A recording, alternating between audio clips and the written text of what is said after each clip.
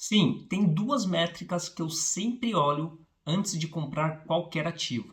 E no vídeo de hoje nós vamos falar sobre Dividend Yield e Yield on Cost. Meu nome é Gustavo Augusto, eu sou criador do canal Legado Econômico e você está no meu espaço onde eu converso sobre liberdade financeira e dinheiro. Essa foi uma maneira que eu encontrei de passar todo o meu conhecimento de finanças para as minhas filhas e de quebra eu consigo ajudar você que me assiste. Então agora eu te convido a vir para a tela do meu computador porque eu preparei uma apresentação para te passar todo esse conhecimento. Vamos lá? Bom, na tela do meu computador, aqui com o tema da nossa aula. O que de fato você vai aprender no vídeo de hoje? Primeiro, o que é Dividend Yield e como calculá-lo. Segundo, o que é Yield on Cost e como calcular. E terceiro, o uso dessas métricas na tomada de decisões. E no final, eu vou estar te mostrando exatamente como eu utilizo essas métricas para estar tomando as melhores decisões. Então, o que de fato é Dividend Yield e como calcular esse troço? Então, Dividend Yield nada mais é do que a relação entre dividendos pagos nos últimos 12 meses. Você tem que ficar com isso muito claro na sua cabeça. Sempre quando você vê a letrinha D.Y, que significa Dividend Yield, aquele número que foi pago é o que foi pago nos últimos 12 meses. Ou seja, essa métrica nós estamos olhando para o passado. Então, a fórmula do Dividend Yield, o que é muito importante que você aprenda, eu vou passar a primeira fórmula, depois eu vou colocar num exemplo para você poder entender direitinho. É o dividendos anuais por ação barra o preço atual da ação. Então vamos para o exemplo. Se uma empresa ela anunciou um dividendo de R$6 e o preço atual da ação, imagina que hoje você está vendo o preço atual da ação, ela custa R$100, significa que o Dividend Yield é de 6%. Eu vou abrir a calculadora para que você consiga fazer esse cálculo junto comigo, o que é muito importante. Então vamos lá. A empresa ela pagou R$6 de dividendo. Nós vamos pegar e dividir por 100. Vai dar 0,06. Vamos multiplicar por 100 para transformar esse número decimal em número inteiro. Significa que o Dividend Yield foi de 6%. Beleza? Acho que agora ficou claro para você. Vamos falar agora de Yield on Cost e como calcular. Yield on Cost nada mais é do que o dividendo que você recebe pelo preço médio que você pagou. Isso é extremamente importante porque a partir do momento que eu entendi isso, eu consegui imaginar vários cenários no qual a minha carteira ela tem uma rentabilidade e a carteira de outras pessoas podem ter outra rentabilidade, ou seja, cada carteira vai ter a sua rentabilidade, porque cada carteira tem o seu preço médio.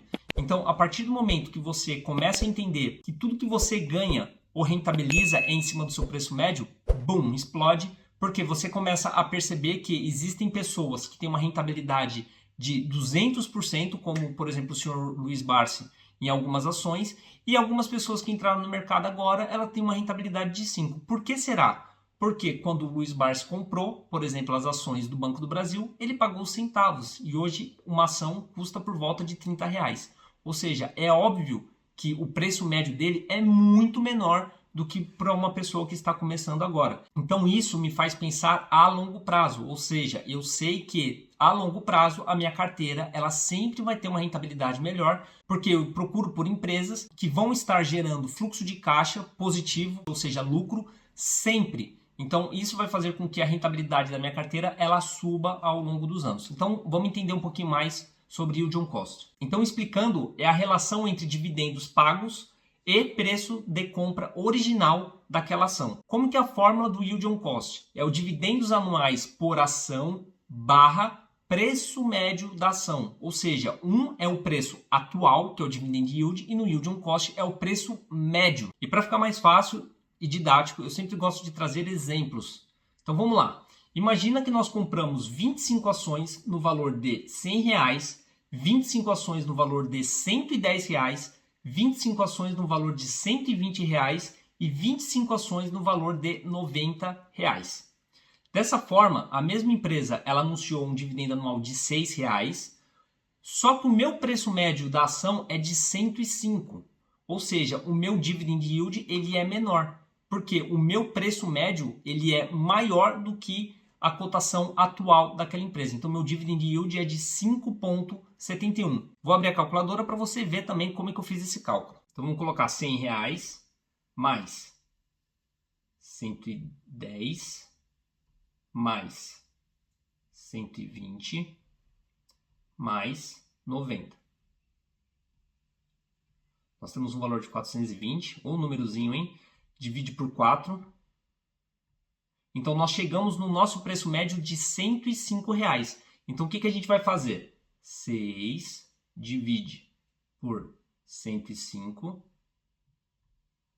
Multiplicamos por 100, que é igual a 5,71. Exatamente o número que você está vendo na tela. Então, sabendo disso, você para com aquela cisma de achar que você tem que comprar quando o ativo está se valorizando. Não, na realidade a gente quer comprar quando o ativo ele está se desvalorizando. É óbvio que a gente quer comprar bons ativos. Por quê? Se a gente estiver comprando um ativo que está se desvalorizando, a gente tem que entender o porquê que ele está se desvalorizando.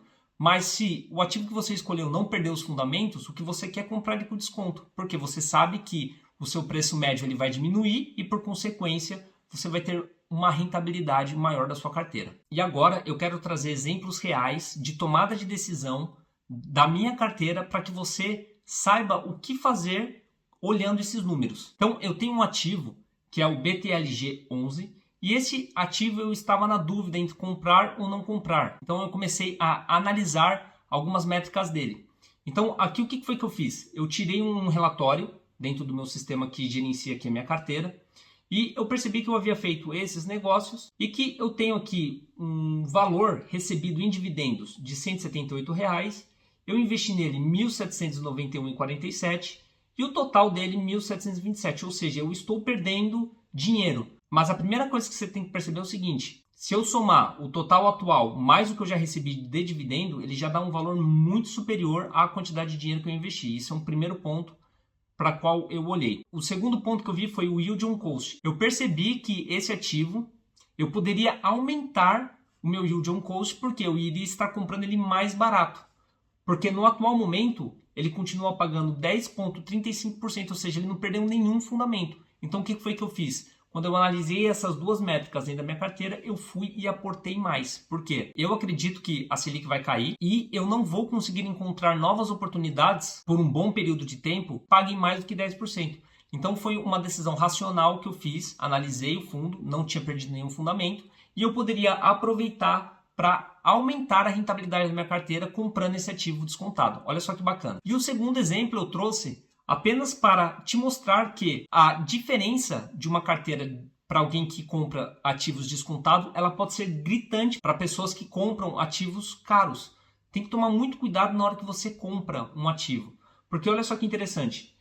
Dentro desse ativo, KNCR11, eu fiz todas essas compras e o meu Yield on Cost dentro desse ativo está em 13,11%.